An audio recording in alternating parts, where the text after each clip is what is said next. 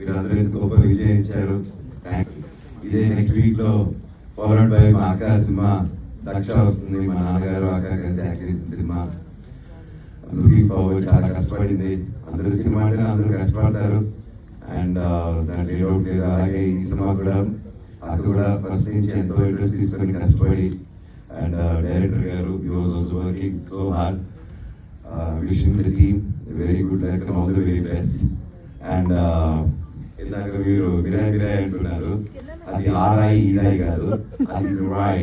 ఆరు కింద పెట్టి వదలాలా